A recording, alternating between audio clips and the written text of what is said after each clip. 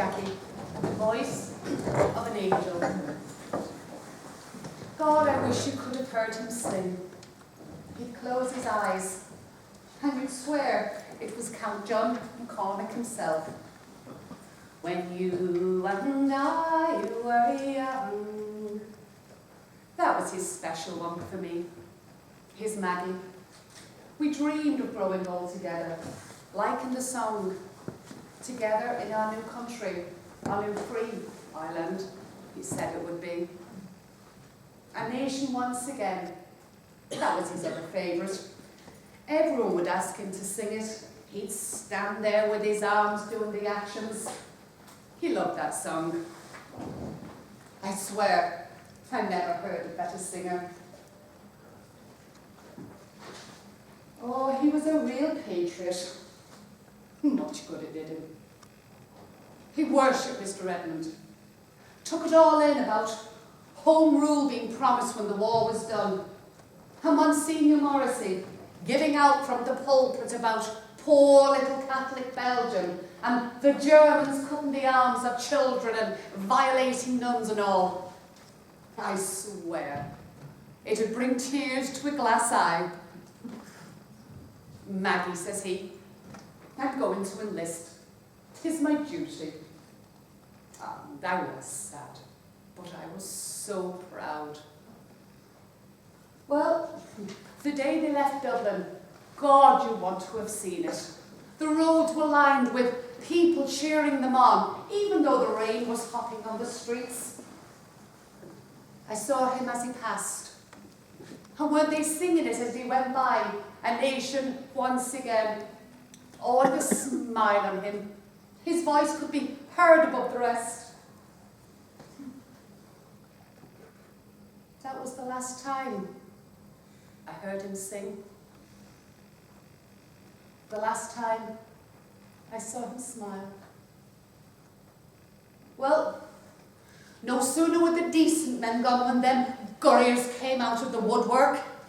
Them and their so-called German arms, the volunteers, hardly knowing much support to them with their so-called rising. So when they was beaten, they were marched through the streets. Women lined up and pelted them with stones and rotten fruit. I did myself. Them carrying on like that when our men were in the trench. That same week, Jackie was in France when they saw this cloud spread towards them in the trench. They thought it was gas, put on their masks and waited. They were full sure the Germans were going to attack. Well, nothing happened. It was just smoke, see? So off came the masks. Well, a few hours later, doesn't the same thing happen again? This time, they don't bother with the masks, and this time it is gas. Chlorine. It had been a trick. Brendan was killed. Jackie, he got his mask on, but not before some of the gas had got into his lungs. Then he found Brendan further up the trench. Well, Jackie spent a month in the field hospital, getting better from the gas he'd taken in. But he never recovered. Oh, he was up and walking back to the front. But inside, he had died with Brendan. He never forgave himself for not lying there and dying beside him in the trench.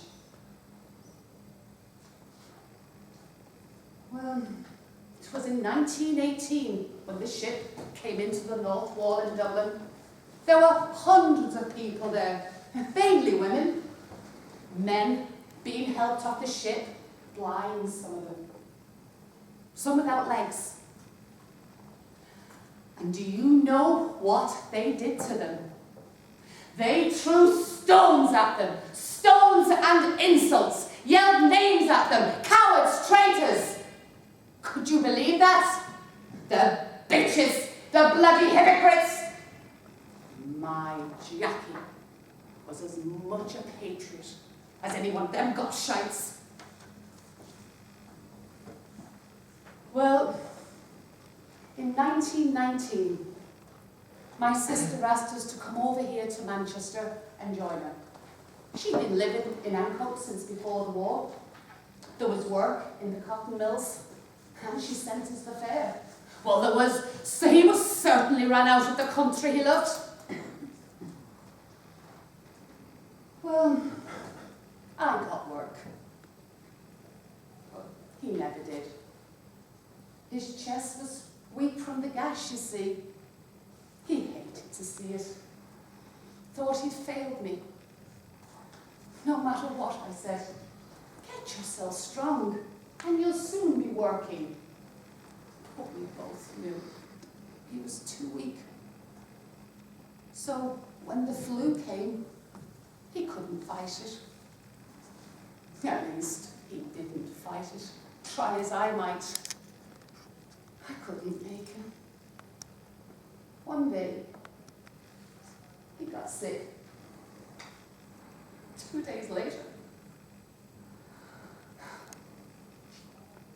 he was gone. God knows what he'd think of, what was going on over there now with their so-called treaty and free state. They turned on each other again. Oh, Jackie love, that nation, once again, not what we dreamed of, is it? I wander today o'er the hills, Maggie, to the sea,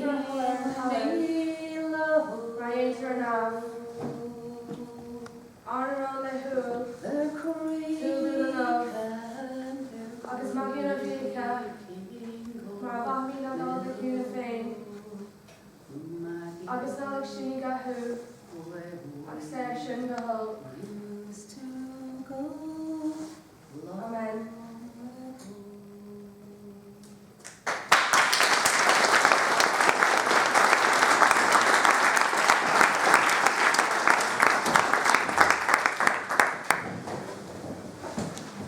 She was taken out of bed. My daddy shoved on the floor and made to kneel. Jesus held me, he whispered, when he put a gun to his head. I kicked the man holding the gun, and he pushed me away. A shot rang out, but I can't remember anything else. I don't want to remember. We laid Daddy out in the front room. The huge rosary beads we used to hang beneath the Sacred Heart lamp were wrapped around his strong father's hands. The room swam in front of my eyes, but someone held me up and told me to be brave. Kiss your daddy goodbye, said Mommy. And I tried. I really tried to touch his lips, but I couldn't. The smell of the lilies made me feel sick. And so I ran from what was no longer my daddy. I heard the sound of a hammer banging nails, and I came back in to kiss him goodbye, but they'd already closed the coffin lid. Now here I am, my 14th birthday, in the Hidden Gem Church in Manchester, for forgiveness and for my daddy's soul. I'm such an idiot sometimes. I thought the Hidden Gem was a kind of palace hidden away like forgotten treasure. I'm far away now from what my eyes have seen. Far away from the banshee wailing of bereaved mothers. The British had left our country, and we celebrated all of being free. But soon, neighbour was fighting neighbour. Even my brothers were on different sides. Martin with the IRA and Brenda with the Free State Army. My heart was split in two. I just wanted life to be normal. To feel free in the fields, to climb haystacks and play dance tunes and promises with boys and girls of my own age. I knew to sit on a boy's lap or even to kiss one was a sin, but wasn't that better than grown-ups killing each other? At Daddy's funeral, my brothers wrapped their arms around each other and they threw away their guns. They left soon afterwards for Canada. One day, I I found Mummy crying by the sea. I wrapped my arms around her and she promised she'd keep me safe. And she kept her promise. My Mummy saved a man's life. Imagine! Even now I can't believe she was so brave.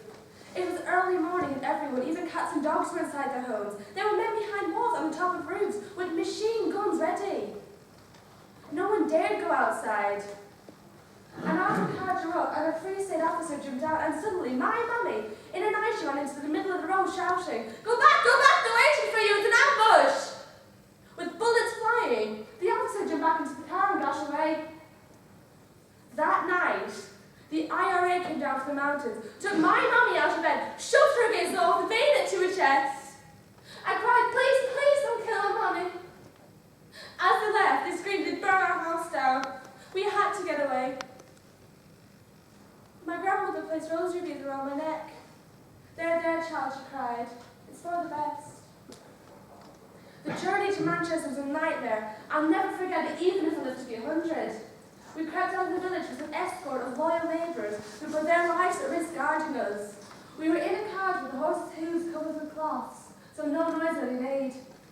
Every now and then we had to get out of the cart, so it could be lifted over the high spikes in the trenches.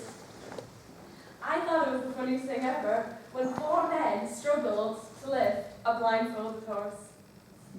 I don't know why Mummy slapped me. It was the first time I'd laughed in ages. At midnight, we sat shivering on the beach in Phoenix, facing the Atlantic waves. At dawn, we went into an open boat and rowed out to the big ship waiting to take us to England. The sea was rough and the waves were enormous. I vomited all down my dress when Mummy sewed money into the hem in case her living money was stolen. Mummy walked round and around the deck crying to herself. It was as if I didn't exist. I know you want Daddy back, I cried, but please, Mummy, please, I'm here. She kissed me then as if she was seeing me for the first time. Mummy has decided to stay here in Manchester, where she says we'll have a future free from war. I light my candles in this piece of church and pray she's right. I like it here, especially when school are out of college, even though my friends laugh my Irish accent and my hair in plaits. But one day, I'll go back to the land of my birth, lay flowers on my daddy's grave, and tell him how sorry I am that I never kissed him goodbye.